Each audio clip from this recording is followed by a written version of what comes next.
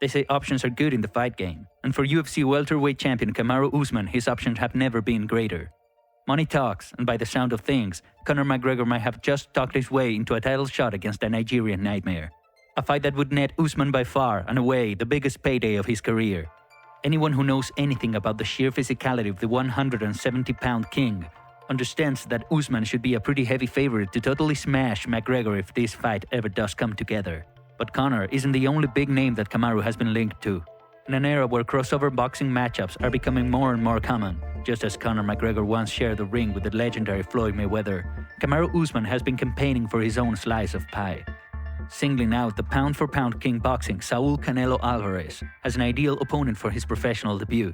Of course, this fight would almost certainly be an easy night out for the Mexican superstar, and while it would net Usman a hefty paycheck, anyone who knows anything about Canelo's talent will tell you that Kamaru has virtually no chance of winning.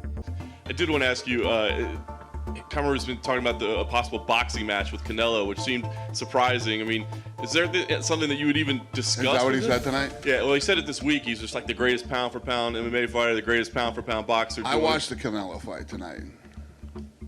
You don't want to fight Canelo. You don't want to fight Canelo. Come on, man. Let's stop this shit. If Canelo wants to come over here, let's do it. You don't want to box Canelo. Dana White says he does not want the Kamaru Usman versus Canelo Alvarez boxing match. Yeah. I agree with Dana. Dana's not. If Dana thought that was a good fight for his guy, he would do it. Yeah. Because it would make money. He just knows. Look, let's be honest. I'm not in any fashion trying to put Kamaru Usman down in any way. He's a fantastic champion. He's a fantastic MMA fighter, and he will get smoked in a boxing match with Canelo. Smoked. Just telling you. In reality, Canelo will have to do something insanely stupid for Kamaru to even land a meaningful blow. But even with that in mind, that hasn't stopped Usman and his manager Ali Abdelaziz from trying to build hype for this fight, using interviews to get any form of buzz in the headlines. The way we see it, Usman's best course of action will be to forget about Canelo. Sure, the UFC pound-for-pound #1 is a decent striker by MMA standards, a powerful puncher with an excellent jab whose overall fundamentals have been improving significantly fight by fight. We saw him spark the Iron Chin Jorge Masvidal with a brutal straight right to leave the world in shock, just like we watched him break the jaw of Colby Covington in their first fight before scoring a 5th-round TKO. But that is MMA, and in the boxing ring, Canelo Alvarez is king of the jungle. Not only will he have the edge on Usman in experience and comfort within the squared circle, but athletically, his power, speed, clean technique. These are things that Kamaru could train for 10 years and still fall short of. Alvarez doesn't just beat elite boxers, he makes some of the world's greatest fighters look foolish, like they have no business being in the cage with him. If he ever fought Usman, that bout would go only for as long as Canelo wanted to. Sure, it would be great for Kamaru's bank account, but his legacy would almost certainly be affected. Conor McGregor, on the other hand, now that's a mega fight that would be a way more intelligent decision. The paydays for a fight with Canelo would be bigger for sure, but in taking on the UFC biggest star, Usman would still make some serious bank, and he would do so against an opponent with some very real weaknesses to his game. If that left hand lands, the champ could be in trouble. But his own wrestling, insane cardio, and physicality at 170 pounds would likely make him a nightmare for the Irishman. Conor is a lethal striker in his own right, and he has shown himself to be susceptible to strong wrestle with a dominant top game. And even if he can somewhat survive the takedowns, his gas tank, especially with all that muscle, likely won't last 25 minutes. And just as McGregor starts to worry about the double leg, that's when Kamaru's opening to blast him with a right hand will be there.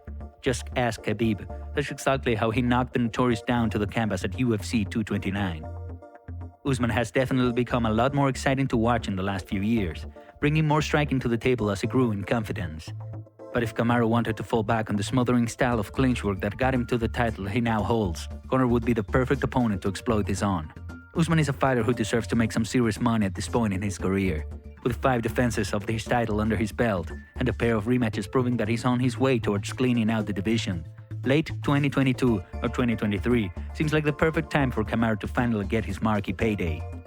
Obviously, guys like Leon Edwards, Gilbert Burns, and Khamzat Chimaev are in play, but if Usman still holds the belt by then, who could begrudge him a massive fight? The problem, fighting Canelo would be nothing less than a death sentence. Yeah, man. Now he's talking about fighting Kamaru Usman. Like, whew. Ooh, be careful what you ask for. Really?